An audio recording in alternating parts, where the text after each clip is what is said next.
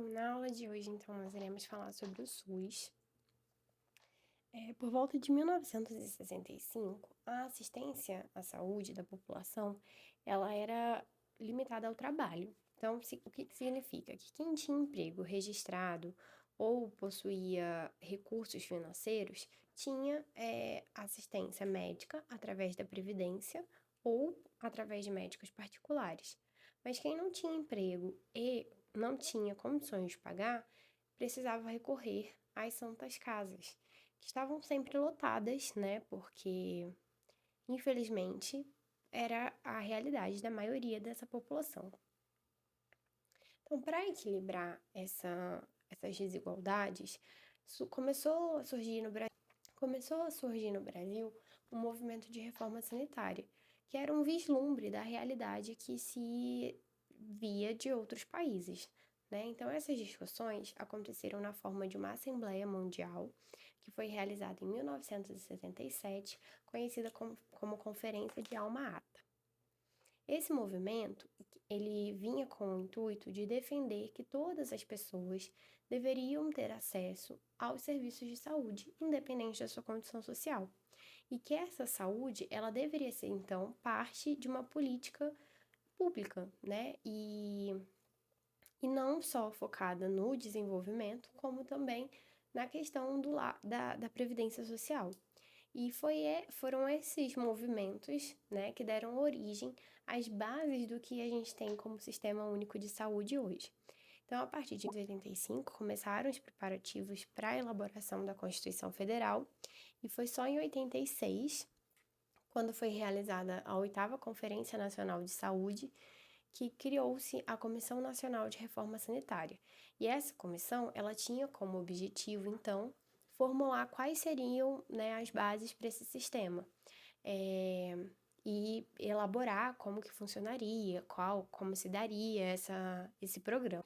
E aí foi depois de todas as discussões que ocorreram nessa conferência que foi aprovada, então, pela Constituição Federal de 88, a criação do nosso SUS. E ele está descrito no artigo de 196 a 200, e ele traz a seguinte, elucidado da seguinte forma: saúde é direito de todos e dever do Estado, garantido mediante políticas sociais e econômicas que visem a redução do risco de doença e de outros agravos e ao acesso universal e igualitário às ações e serviços para sua promoção, proteção e recuperação. Ao longo do nosso curso, e principalmente na aula de hoje, onde a gente fala sobre o SUS, a gente vai ver como que esse artigo, ele realmente está inserido nas bases do nosso SUS. Desde essa questão da promoção, proteção e recuperação, até o momento em que a gente fala sobre os acessos, né, que devem ser um acesso universal e igualitário.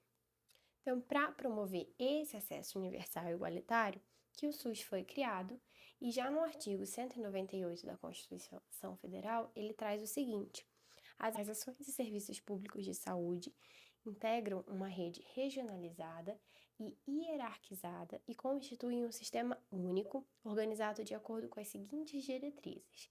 Então, nós temos a primeira diretriz: descentralização, com direção única em cada esfera de governo. 2. Atendimento integral, com prioridade para as atividades preventivas, sem prejuízo dos serviços assistenciais. E 3. Participação da comunidade. Então, essas 3 diretrizes formam a base do SUS. E todas as políticas e ações que tratam de saúde, elas devem incluir essas 3 diretrizes. Então, como a gente mencionou na aula passada sobre a Lei 8.080, que fala sobre o SUS, a gente também falou também sobre a Lei 8.142, que fala sobre a participação da comunidade, né, no acompanhamento das políticas e ações de saúde, criando os conselhos de saúde, as conferências de saúde. Esses conselhos, o que eles vão fazer? Né? Eles vão atuar formulando estratégias de controle e execução das políticas de saúde, então, de acordo com cada nível de governo. Para a gente entender um pouquinho melhor, a gente tem aqui quais são esses níveis de governo que seria o governo, né? Secretarias de saúde estaduais, municipais e o Ministério da Saúde. Na esfera dos prestadores de serviços de saúde, a gente tem hospitais e clínicas particulares, empresas de planos de saúde. A gente tem a esfera dos profissionais de saúde, que são associações de médicos, enfermeiros, psicólogos e outros profissionais de nível superior e médio. E os usuários, que são as associações de moradores, portadores de doenças crônicas, deficiências físicas e mentais, instituições de pesquisa, entidades religiosas, entre outros. Então, de 1990 para cá, o SUS ele foi deixando de ser um conjunto de leis e princípios e se transformou numa realidade. Então, a gente teve essa descentralização das ações, né? O dinheiro ele sai da esfera federal e passa a ser repassado aos municípios, e são os municípios quem vão decidir como ele será utilizado, e como a gente até comentou um pouquinho quando a gente falou sobre o combate às endemias, cada município vai ter sua realidade, vai ter os seus problemas, então é necessário que esses municípios tenham essa liberdade para definir qual vai ser a melhor forma de atuação e utilização desse dinheiro, né? E a sociedade, ela vai ter seus representantes, né?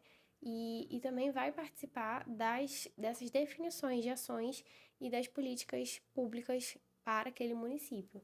Então, a gente tem uma atuação direta, né, da comunidade e vai dar voz a esse povo para o controle do que é feito com o dinheiro público para a nossa saúde.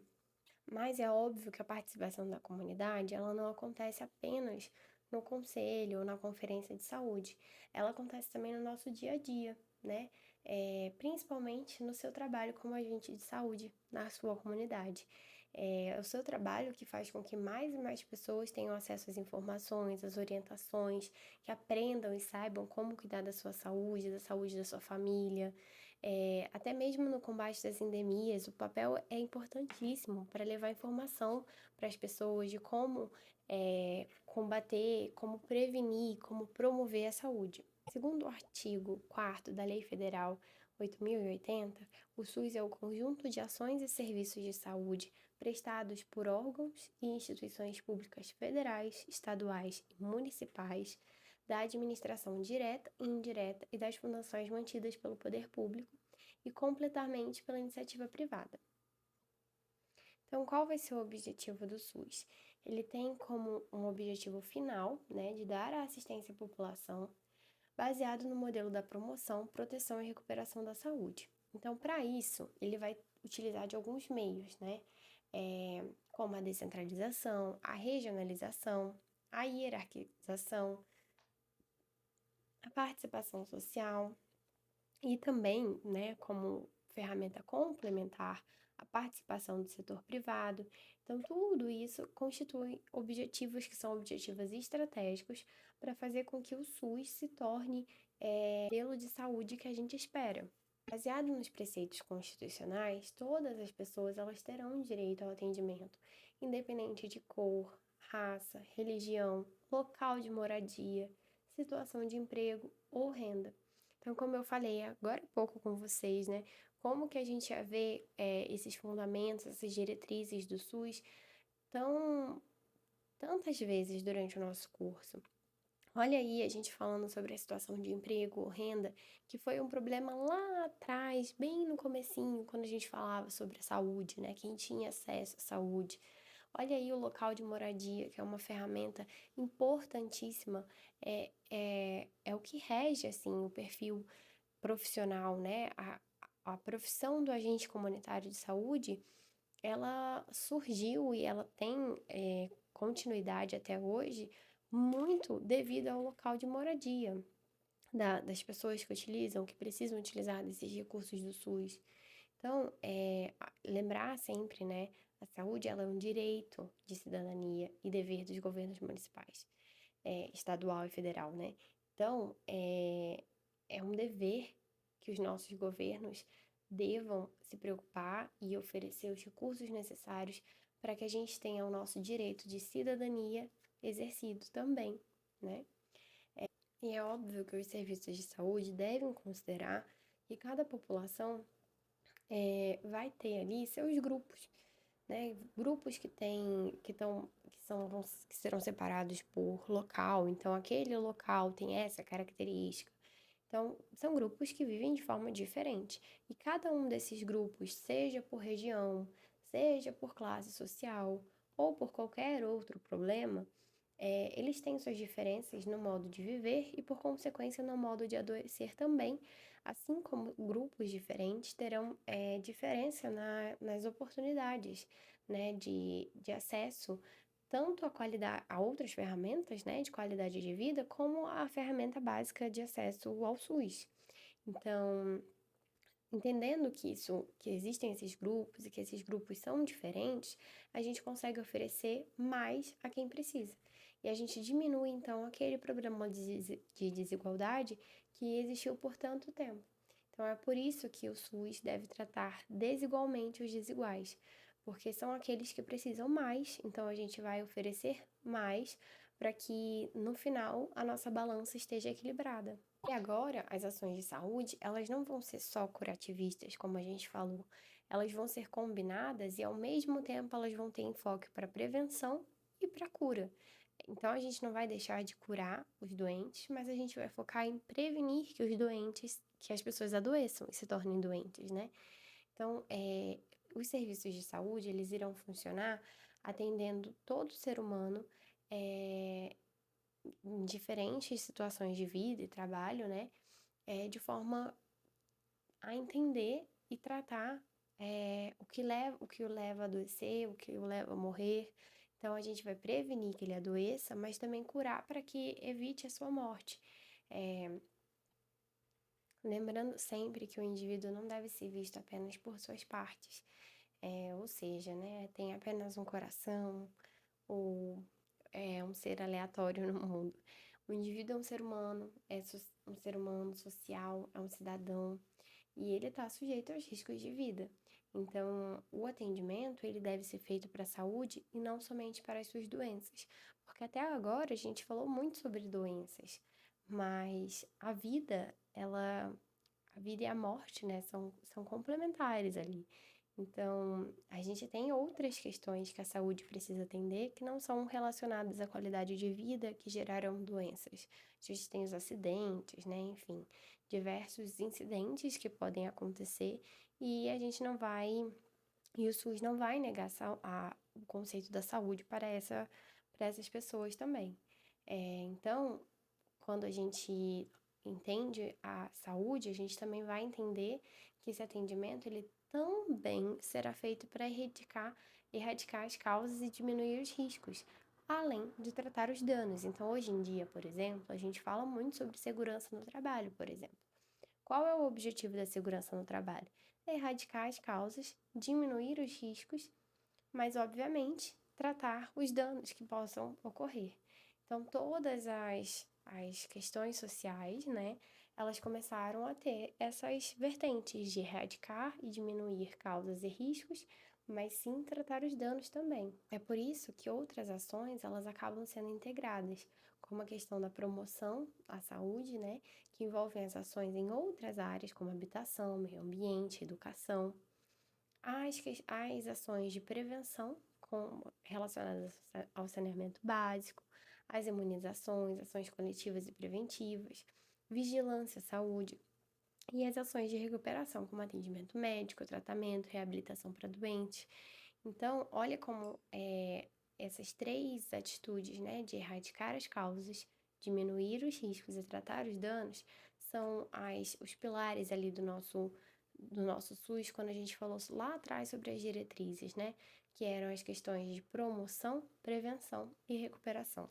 Agora, diretamente falando, né, sobre os princípios e diretrizes do SUS, como princípios a gente tem a universalidade, a equidade, a integralidade e a participação popular e o controle social.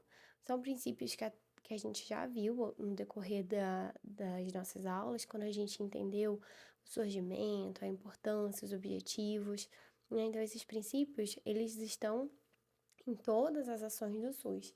Universalidade fala sobre todo e qualquer cidadão que não vai ser tratado com nenhum tipo de discriminação, todos terão acesso de forma igualitária, né, à saúde, à equidade, e que todas as pessoas são iguais perante o SUS e merecem ser atendidas de acordo com as suas necessidades individuais, inclusive, para que esse conceito de equidade ocorra, aqueles que têm menos receber mais, né? Foi o que a gente falou, para que no final a balança esteja equilibrada.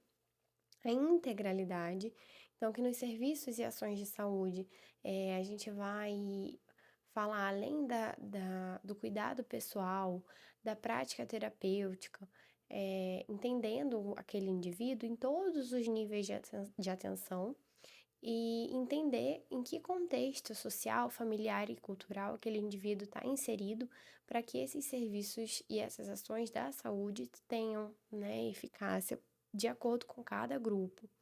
E a participação popular e o controle social, que busca atender às necessidades dos cidadãos individuais, grupos, organizações ou associações. Então, como diretrizes, a gente tem aquelas que são as regras gerais, né, que determinam como o SUS deve se comportar como uma política pública. E aí a gente teria as seguintes diretrizes: descentralização, que é a transferência de responsabilidade entre as esferas do governo, distribuindo competências à União, aos estados, ao Distrito Federal e aos municípios, que foi aquilo que a gente falou, de que o município ele vai saber como administrar melhor, né, as suas necessidades. Então, você tira o poder, a responsabilidade da esfera federal e passa para a esfera municipal, você está permitindo que aquele município ele tome as rédeas, digamos assim, de como os benefícios, né, e enfim, para onde vai a maior percentual de renda, enfim. A regionalização e hierarquização, que é a organização dos serviços deve ser distribuída em níveis de complexidade tecnológica, disposta em área geográfica específica e com delimitação da população atendida, e a participação da comunidade, que é a inserção da população brasileira na formulação de políticas públicas e defesa aos direitos de acesso à saúde. Então, o que isso tudo significa? Que agora a comunidade ela pode participar dessa formulação das políticas públicas, ela vai ter direito de opinar, ela onde, enfim, as suas insatisfações e os seus louvores. E a regionalização, né?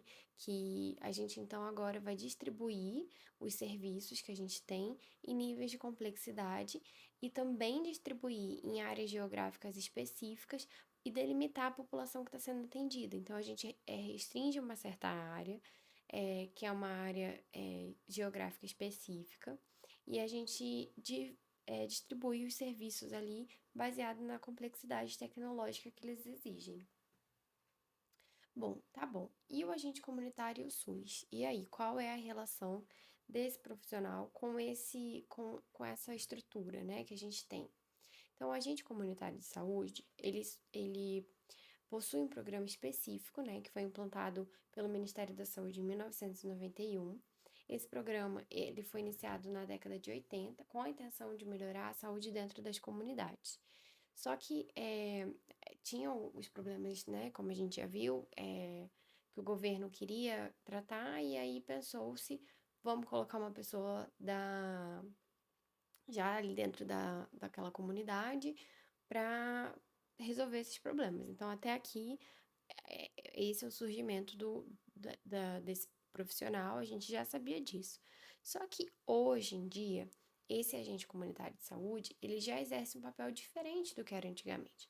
Ele exerce um papel de acolhimento, porque é esse profissional que vai fazer aquele primeiro contato com as pessoas que estão buscando acesso à saúde, ou até mesmo um contato com as pessoas que não estão necessariamente buscando acesso à saúde, mas que podem estar ou precisam estar. Então, é ele quem cria o vínculo entre a comunidade e a equipe de saúde. E mais na frente, a gente vai falar um pouco também no curso sobre a importância desse vínculo, né? E as atribuições do agente comunitário de saúde, elas estão todas listadas na Política Nacional de Atenção Básica. O que é essa Política Nacional de Atenção Básica? Ela identifica a atenção básica como um conjunto de ações individuais e coletivas. E essas ações individuais e coletivas, elas visam promoção, prevenção e proteção, que a gente já falou sobre isso, diagnóstico, tratamento e reabilitação, a redução de danos, cuidados paliativos, a vigilância em saúde. A gente pode separar todos esses tópicos naqueles 3 pilares da prevenção, recuperação e promoção. E aí, falando dos níveis de atenção à saúde, né? A gente tem a atenção primária, que é o nível de cuidado em saúde que se caracteriza por um conjunto de medidas de saúde tomadas a nível individual e coletivo, incluindo promoção e proteção da saúde, prevenção de doenças, diagnóstico, tratamento, reabilitação, redução de danos e manutenção da saúde, e é essa a porta de entrada para o SUS. A gente tem a atenção secundária, que vai ser um nível intermediário, em que consiste em serviços profissionais em nível ambulatorial e hospitalar, e é considerado também como um procedimento de média complexidade. E a gente tem a atenção terciária, que é um nível de maior especialização na área da saúde. É um serviço altamente especializado para pacientes que podem estar hospitalizados e necessitar de procedimentos, exames que são mais invasivos. Nesse estágio, o paciente tem uma doença grave e um risco de vida. Então, como que a gente pode falar aqui, né? Que a atenção primária, ela está voltada ali para prevenção e promoção da saúde. A atenção secundária é aquela parte do tratamento que a gente falou, sabe? É de não... A gente tem um paciente que já está enfermo, doente ou acidentado, então a gente faz esse tratamento. Já a atenção terciária é para um nível mais complexo desse dano, digamos assim. Então, essa doença, essa enfermidade, esse acidente, ele está um nível acima na questão de complexidade. O acesso da população ao SUS, ele se dá através dos serviços de nível primário de atenção, que são aquelas atenções básicas, que devem estar qualificados para atender e resolver os principais problemas que demandam serviços de saúde. Os que não forem resolvidos nesse nível, eles deverão ser referenciados para os serviços de maior complexidade tecnológica. No nível primário, é onde se resolvem 80% dos problemas de saúde, ou seja, isso tudo na unidade básica de saúde. O nível secundário resolve 15% dos problemas de saúde, que são os centros de especialidade. E no nível terciário de atenção à saúde estão os hospitais de referência, que resolvem cerca de 5% dos problemas de saúde. Tá bom, o que isso quer dizer? Bom, não sei se você já precisou levar o seu filho seu filho nasceu e tá lá preenchendo a caderneta de vacinação. É um tópico que a gente também vai ter no nosso curso mais um pouquinho à frente. Então, você procura uma unidade básica de saúde, uma UBS, que é onde vai ocorrer a vacinação.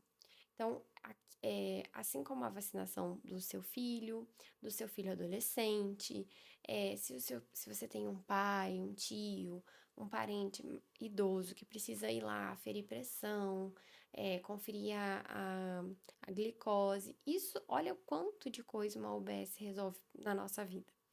Daí, considerando que por exemplo, ocorreu um acidente, você quebrou um membro, vai precisar fazer uma fisioterapia ou algo do tipo, você é encaminhado para um centro de especialidade, um local onde você só encontra fisioterapeutas, por exemplo, você vai lá fazer a sua fisioterapia. E o terceiro nível de atenção, que é o nível terciário, é aquele que são os hospitais de referência. Então, por exemplo, problemas de coração é um exemplo muito clássico, né? Pessoas que precisam fazer alguma cirurgia que envolve o coração, geralmente elas realizam essas cirurgias nesses hospitais que são referência em tratamento de coração. Então, aqui a gente tem só para vocês verem o percentual, né, nesse gráfico de pizza, que fica bem fácil de enxergar como o nível primário ele é importante para o SUS. É ele quem resolve praticamente todo o problema da população. E aí fica uma parcela desse gráfico para o nível secundário e uma pequena parcela para o nível terciário.